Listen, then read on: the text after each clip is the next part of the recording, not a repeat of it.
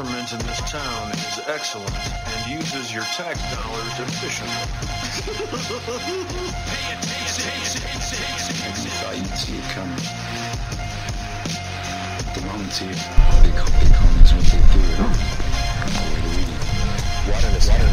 All right, Danny at the Crypto Show. I'm here with Jason Siebert and Adell, and I'm sorry I don't know your last name again. Adell Forster.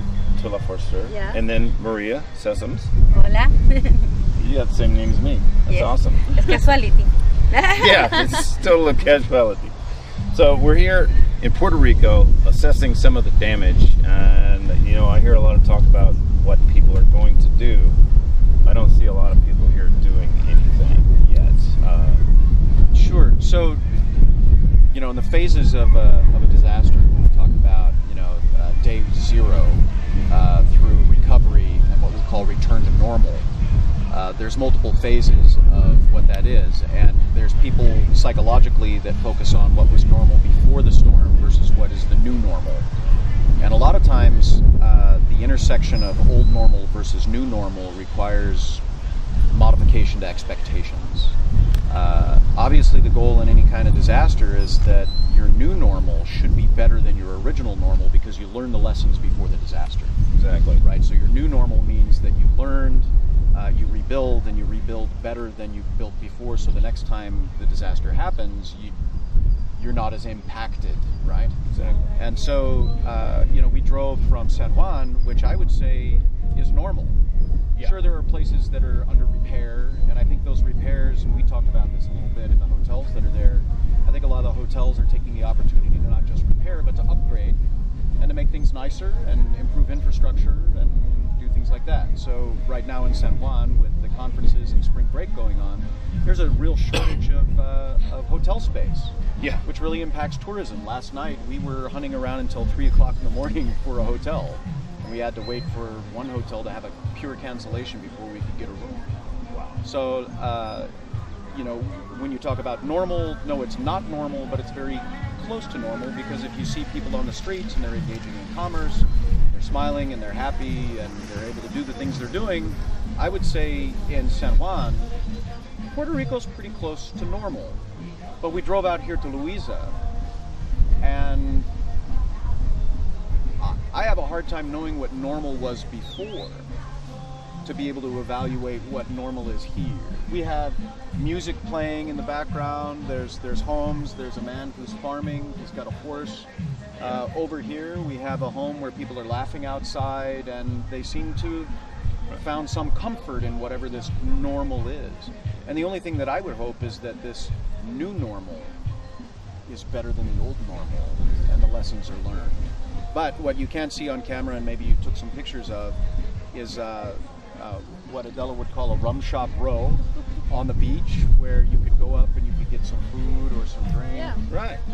It's kind of the same thing in Acapulco. They have kind of the same thing. Yeah, and all of that's destroyed, and it hasn't been touched.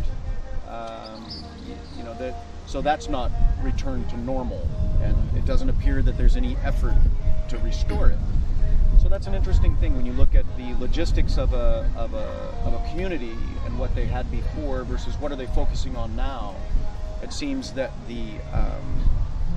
maybe the rum shops are a little lower priority, but in Dominica, you were telling me that rum shops are the heart of the community. Absolutely, yeah. It's where, you know, you go to get everything from a cup of coffee to, you know, local bread, depending on the rum shop.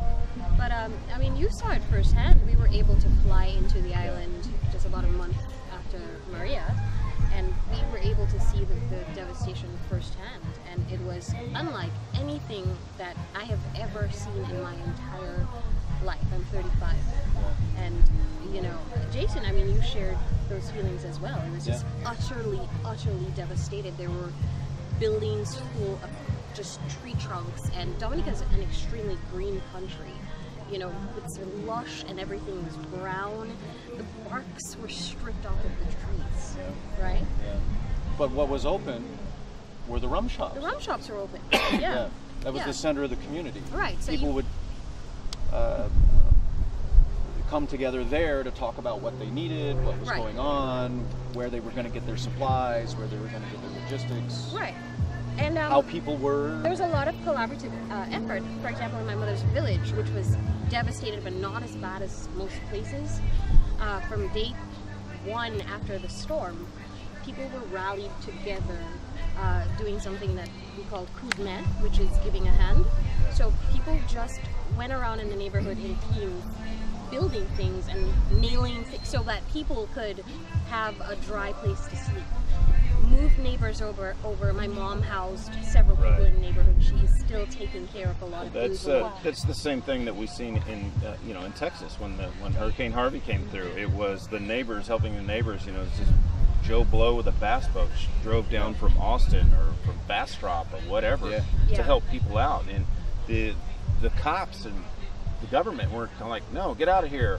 They were kind of chasing them away. Rockport was closed. That's what the message in the Rockport City Council. Government was in the way, and it kind of hindered things. But did that happen in Dominica? So I can only speak for my mother's community because I get firsthand accounts from her. But from what she told me, people came together, they got things done. From the pictures that I've seen, the neighborhoods in her village look absolutely back to normal. Yeah, return to normal. Yeah. And the one thing that they're actually waiting on, now that you talk about governments, is the one thing that they can't control. It's reliable electricity. They just don't have that, and most people are living off of generators and the good deeds of their neighbors for ice. Well, when I was there, I spoke with one man in Dominica, in Maho, who said he had to decide, and it was a tough decision, between using his generator or selling his generator to buy food. Right. And that was 3 weeks after the storm. He had to make that decision, and he ended up selling his generator. Well, it was hard to power his mansion also. Yeah, right. Sorry. Sorry. But those are the decisions that... Those are the decisions that you have to make, And so a big conundrum that I'm hearing about now is people are rebuilding, and so there is that question of what do we do? The concrete structures, they survive better, but they're also like furnaces. So what I heard of is that people are doing 2 levels now. One is kind of like a bunker of sorts, it's made out of concrete with a kitchen and some bedrooms. And when you say furnaces, you mean they get hot? Very hot. The weather, they get hot. There's no air conditioning. Yes, no air conditioning. It's humid. It's sweltering heat, and So, but building something more traditional at the top, which is what we like to do with wood and open verandas and very open living. So it's a combination of building efforts in order to have a safe place, but simultaneously, once the storm has passed, you have a place that's not oppressive.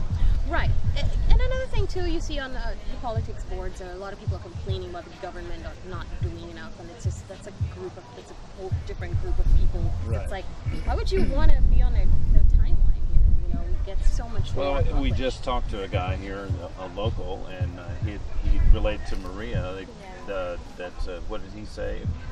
Hablé con personas desde que empezamos a entrar de afuera para acá y me metí a un negocio parecido al 7-Eleven y hablé con las personas que realmente viven acá. La verdad, como decía él, están dentro de lo mal que están felices, están tratando de volver a la vida normal, pero están muy tristes porque el gobierno no se ha portado muy bien, solamente los ayudó con agua, no les dieron ni una tarjetita con dinero para renovar sus casitas o para comprar mercadería, porque con este tipo de catástrofe tú pierdes todo, la ropa, la comida, tu casa, todo. Tú necesitas de todo nuevamente, como una nueva vida. Y como decía él nuevamente, la gente escucha música, todo, pero y el gobierno nada. So in other words, they've received very little aid from the government, and other than water. Other than water, solamente agua. Solamente agua, y ellos tenían que salir a buscar comida. And if you think about that, and we know from being in Texas, the water didn't come from the government. It was like everybody came from the outer communities and dropped it off at the government center, and then the government's like, hey, here's your water. And they're like, well, but 2 weeks later, you saw the FEMA trucks coming in with lots of water. Right. And that was there. But one thing that was really striking... But still, 2 weeks later, it's like, hey, guys. Yeah, right. Glad you could show up here, right? So with our efforts with Blurt, we actually focus on day 0 to day 4. because we found that logistically speaking, it takes that long for a municipality or for a government to kind of gather its plan to get in and start to help. But you still have day 0 to day 4 of people trying to recover. They're in shock, they've lost everything, etc. But before we go too far into that young man that you spoke with, even though all he gets is water, he doesn't have any food, he still gave you a piece of fruit. The people is happy. Yeah. Right? I mean, he gave what he had. Generous, you know. Yeah, the generosity was Generosidad. amazing. Yeah. It was. I mean, I'm sure the young man could eat that, and he would be happy to have it, but he gave it to you. And then there's an example of the bureaucracy. So, Maria and I went through 12 cities working this. This is a random for dog, 3 by the weeks. way. For 3 weeks that we were in our RV going from city to city. Yeah. And in Houston, it was interference from the government. In the smaller towns in the outlying just around Houston, some interference. It got down around West Columbus, near Clute, in that area down there. And it was a small town cop there in West Columbus, and he was eager to give us whatever information that we needed to get help. Where we had resistance in the large cities, you had just your country sheriff guy who actually cared about his community and wanted us to help. Yeah. Where, NRG centers like, nah, we don't need any help. Yeah. So we Well, that was the Red devised a Cross. plan. We devised a plan to sneak in and give away stuff. Right. And it worked. You shouldn't have to do that. Amazing. That's what I learned, and my advice to anybody in a disaster situation is don't ask permission. Like you said, get a clipboard and pretend like you belong there, and then you can just access whatever you want and give people some help. Obviously, we would hope people doing that are doing it for the right purposes, Right. Correct. not using deceit to deceive those others. I told you that Yeah, in one yeah. shelter that I was at, there was a man that dressed up in a Red Cross uniform Yeah. and started taking food and clothes because for whatever reason he thought that would be more helpful to him than just saying, hey, can I have help? Right. So he had devised this scheme to pretend to be somebody he wasn't, just so he could get aid. And I don't know where that thought comes from, if that's previous experiences where he wasn't able to get aid for whatever reason. But in our communities, it didn't matter who you were going to get help. I'm guessing that was probably he had asked for permission, and someone told him no. Isn't that So Well- now NRG Center, here's what I was told was happening in NRG Center by the people inside. They would have these lines where they would give you the stuff. So rather than assembling one care package, they had a line for each item, so that the person would have to go through one line to get toilet paper, another line for soap, another line for it. Why don't you just give it all away at one line? Right. It's like torture.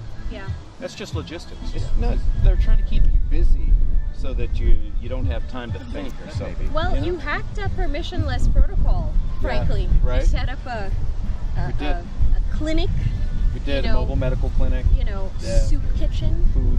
food. We served 12,000 people in Do you 4 ask days. anybody's permission? No. There you go. And we made all that food through donations of the community, Yeah. which was amazing. The We didn't wait for the drug government money. for that. Drug- I mean, cryptocurrencies. No, actually it was local business owners. So some of the governmental regulation that's on top of running shelters is that you have to have food protocols in place, and I agree with that. When you pull somebody out of a disaster zone, they've been hip deep in water that's contaminated, right? They come into your shelter, they come into your facility, they have all these contaminants on, right? And a lot of people are like, oh no, just help yourself, and they put out community food, and now that contaminant touches that food. And they eat it, but they've passed on those contaminants to the next person, and that's how you get GI distress that flows through a shelter or a cruise ship, right? Or some other community where contact with food spreads quickly. So we had to put some rules in place, but we also had to make sure that food was prepared properly. So we reached out to a couple of restaurants that were in the community that were shut down from the flood, but we knew them, and we said, hey, look, we need properly prepared commercial food. And it's Texas, so at least 1 in 10 people has a pull behind barbecue pit. Yeah. Right. So I right. So at Tookie Seafood and T-Bone Tom's, who's a big member of the community, he brought 13 of his kitchen staff over to the shelter, and they spent 12 hours cooking in the rain prepare the food and cook it. So, you know, we had proteins that we could wrap, prepare, put on cold storage so we could use them for days, not just that one day. I mean, it was just a matter of logistics. Again, out of all of those donations we were getting milk and cheese and things like that, but we had no refrigeration. So we called on the community, and a man had a refrigerated food truck, and he came over and brought the food truck, and he emptied it out. Yeah. But it was up to us to find the diesel. So what did we do? We called on the boating community, and we were siphoning diesel out of yachts into jerry cans to keep that refrigerated truck running, so we would have food, so that the people would have food. And then when we shut down our shelter, now we had a mobile food shelter in a truck that we drove further out into the community to a new shelter that was being set up and said, here's your food. Yeah, right. We did all of that without permission from the government. Rockport, there was a church that came out of McAllen, Texas, and they were there for almost 2 months. Yeah. If you went downtown, that big mobile kitchen that was there, that was a church out of McAllen. There was the old HEB parking lot. And you would look to the right, and there was these big semis with ice in them. Yeah.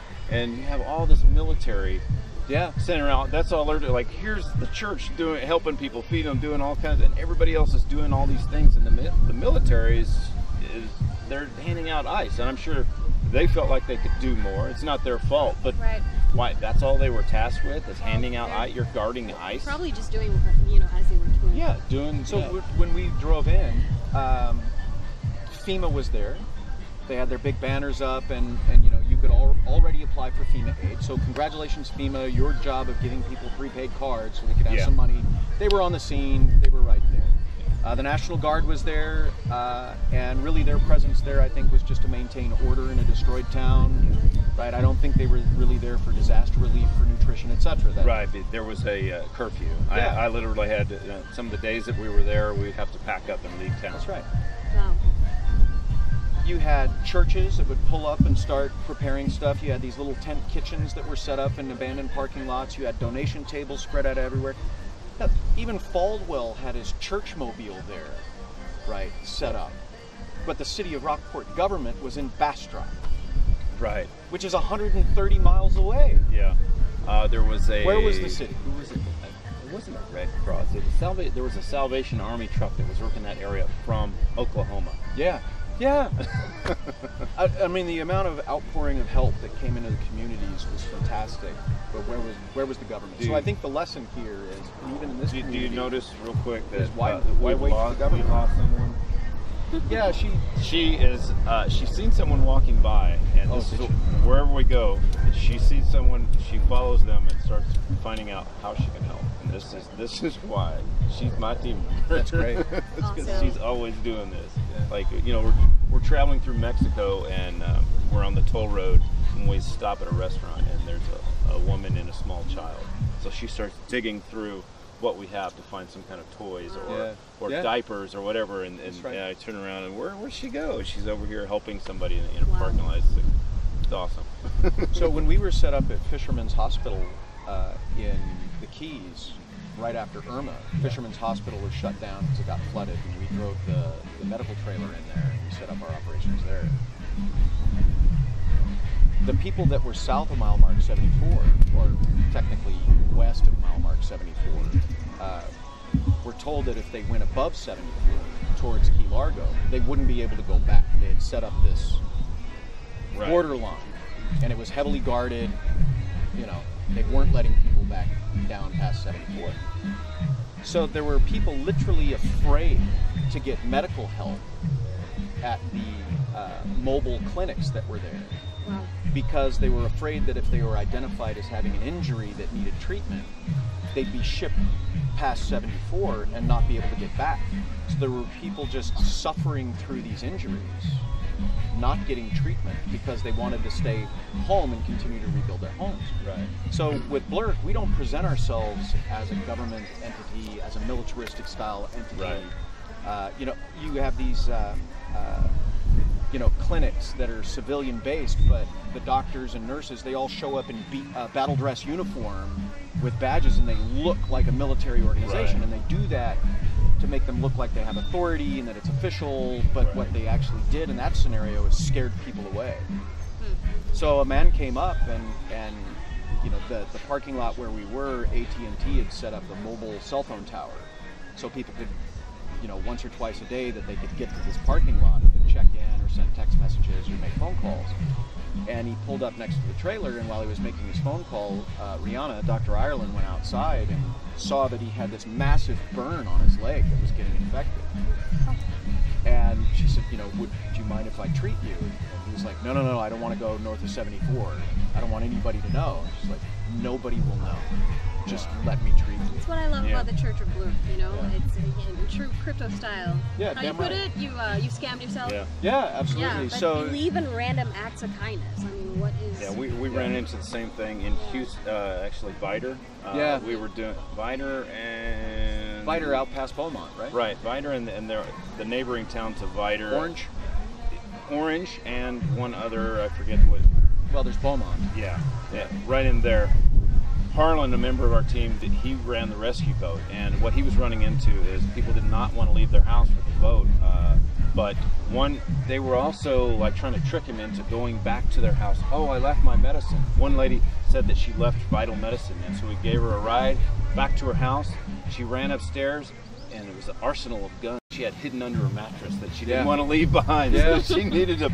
And Vital Harlan medicine. was like, hell yeah! Yeah, right? Yeah. Well, that's Cajun Navy. Yeah. And that's that area of the country. Yeah. But That's who we were collaborating actually with the Cajun Navy on their channel, and something that starts with a Z, I forget. Yeah.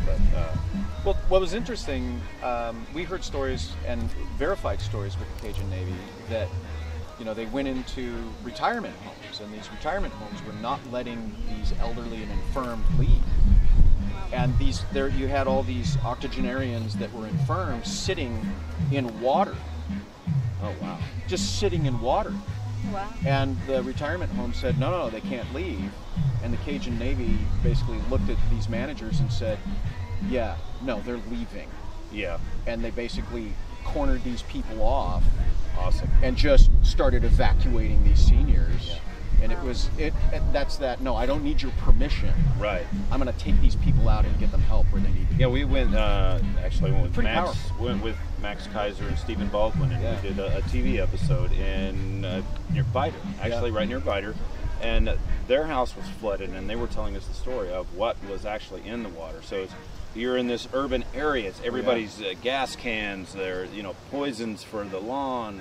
All of this stuff, feces from all of these septic tanks. Not to mention all the oil products, because that's oil and gas country. Dead animals. Right. Yeah. The big thing is Talking cows. about dead animals, there's a dog scavenging A dead iguana Yes, right over here. Oh, yes, cool. a rotting iguana. Actually, I'm Go on, man, get your nervous breakfast. Yeah. for this dog. Yeah, they were telling us is that the cows, their feet would get soft after standing in the water, and they no longer their hooves would collapse. They would collapse, and it would fall over and die in the water. And that was like some of the really wretched smell. Like when we were in West Columbus, it was the Sorry, I'm water getting attacked by smelled mosquitoes. like death.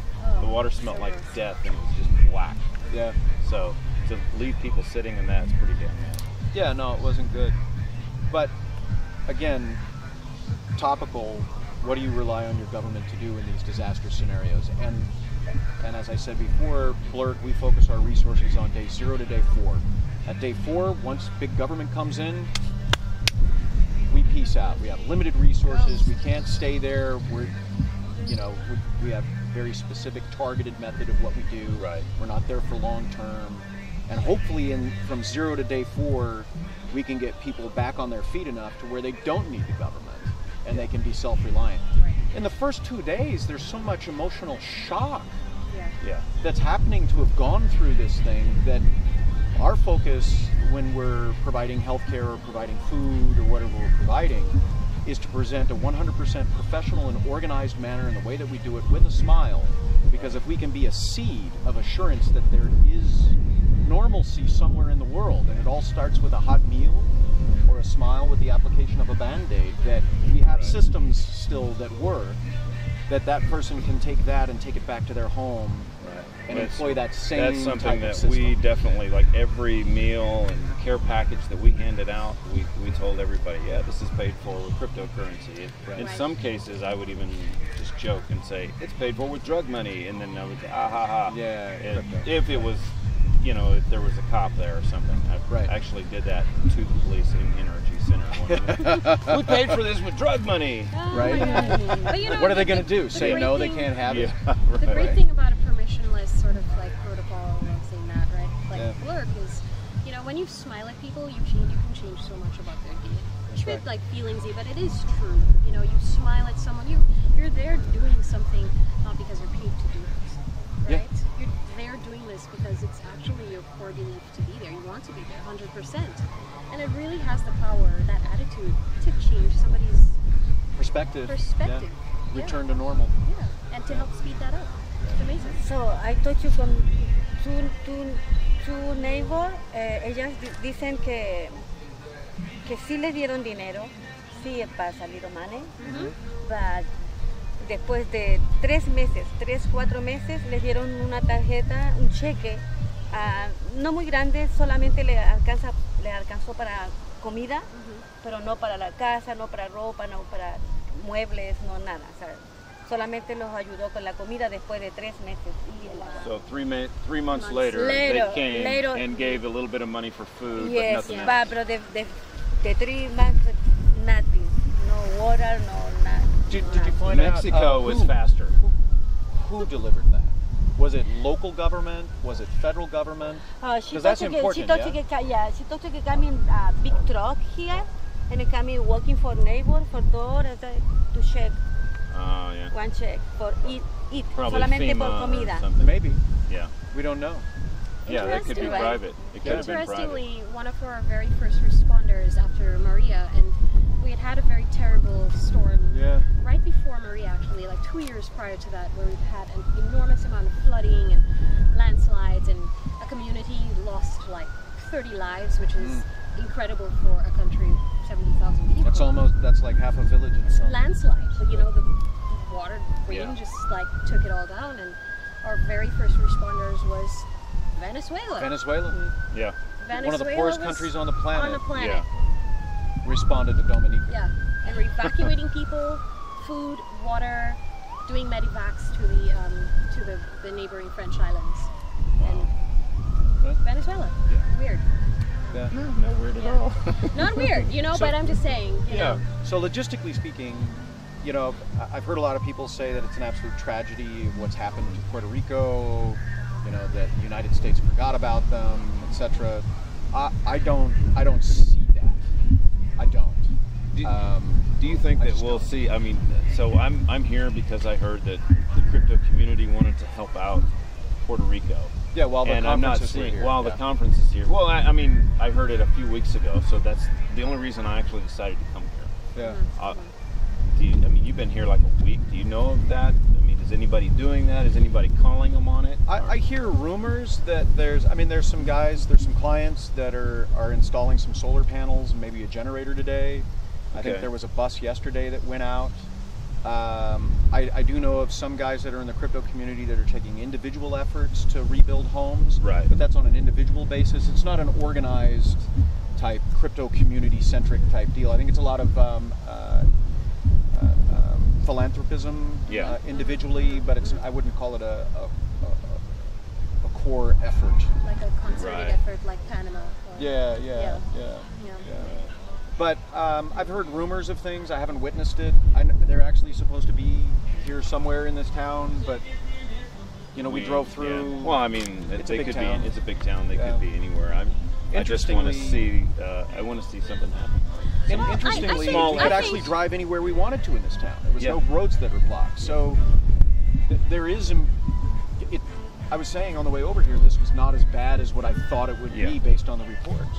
Right. Now we haven't been to every community And on the the houses island. are constructed out of concrete and stuff too. I think they probably learned their lesson from the previous. Yeah. I mean, there's tarp roofs. And we're close to San Juan as well. Yes. We're not in the interior of the island, That's right. which is Right. total That's right. different Yeah. scenario. That's right. But I think there's a mixture of, you know, there are probably a lot of factors.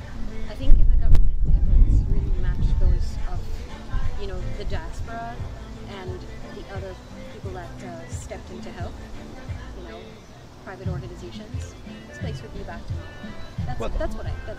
What- I think they sent a lot of stuff, and they were just like, there was no plan. There was no plan. There was no There was plan. no Like, local plan. Here's a lot of shit. Go at it. Figure it out. There were If supply this were ships. Northern Virginia, Oh, yeah. think about this. If this were Arlington Yeah. or Alexandria, there is no way. There is no way that the country would have still been in that position. Well, let's take this a step back. If this was Texas, we didn't need the government. No. Texans handled it, Yeah. but we had all the supplies, and Texas is a very independent state to begin with. Actually, And all that stuff was there. When I started our relief efforts in Texas, I had electrical contractors from Dallas contacting me, asking me where did they need to go to team up with the rest of the electrical contractors with their boom trucks so they could help with the power lines. Yeah. They were assembling a team, and they seemed That's like right. we were doing, and they're like, hey, you know what? Where should I go? So I was telling them, or you need to, okay, Rockport has an army of trucks, but right. go over here to this area. They don't. Well, as we talked about a little bit the other day, that's a part of disaster economics, Mm-hmm. right? Disaster capitalism. And when we talk about in the cryptocurrency space, what incentivizes people to do work? In a disaster, there is plenty of work to be done. Yeah. And the incentive to get it done quickly or to be available quickly means you get the contract to do it. And so what I don't know, my ignorance about this island, is what is the contractor structure here? Who gets to work on the power lines here? Is it a territorial power company? Is it decentralized? Is it, right? In the U.S., we have decentralized energy, and so who's responsible for doing what in what pieces? Right. And to the extent that you had private contractors that with electrical bucket trucks that could go out and deploy and earn, I don't know if they have that here. Puerto or Rico not. is American, but it's very much Caribbean. And as you know, a lot of the utility companies effectively have a monopoly on what happens. That's right. and what goes on. So That's there's right. a lot of politics and drama behind the scenes that you're right. We don't have all the pieces to kind of You can't start comprehensively- you can't start this project until we get our subsidy so that we can Right. validate that Exactly. subsidy. So It's a no, pink- don't it's a fix pink that slip. yet. Yeah. It's a pink slip thing, but also Yeah. with a lot of So- dynasty drama. So, we talked a little bit about Saint Martin the other day, the Dutch side and the French side. It's a perfect example of the same storm hitting the same island, but the two sides of the island were built completely differently. Lessons learned differently, and a different approach to government implementation of rescue and recovery efforts. The Dutch side, very flexible. Let's do what we can do with what we've got, and we're going to get it as close to normal as possible, right down to pouring dollar beers in the makeshift airport that they'd set up, because who doesn't want a cold beer while you're waiting for your airplane? Get out of my wayism. Yeah. Yeah. But But make it nice in the meantime. yeah, For- because we can all have chocolate and cold beer while we're waiting for our Yeah. And flight people out of want this. to spend money in a disaster area. do. They They want to do. drop the dollars, Yeah. So if you have that infrastructure set up, no matter how makeshift it is, Yeah. and you could get ice. Well, we You were know? at the hotel, or trying to get a hotel room last night next to the airport here, and part of the hotel was shut down. And I looked at the guy and I said, "Give me a hammer, give me some 2x4s, give me some sheetrock. I will remodel my own room so I can Right. stay here. Yeah. Because what are my options? Sleeping in the Jeep?" Yeah. And he's like, "No, I'm sorry, we can't do that." I'm It's like, not very comfortable. Yeah. Which so is still better off than other alternatives. Yeah. But I mean, I just want to, if we can, just for a second, can we? Yeah. We've Let's pan. We've got a man over here. He's tending his garden. He's got his laundry going. He's got his horse. His house has a tarp on top of it. But the thing that's most striking is he's got music playing. Right? He must have power. He's getting it done. What we might in the U.S. think is a terrible place. He's making it work.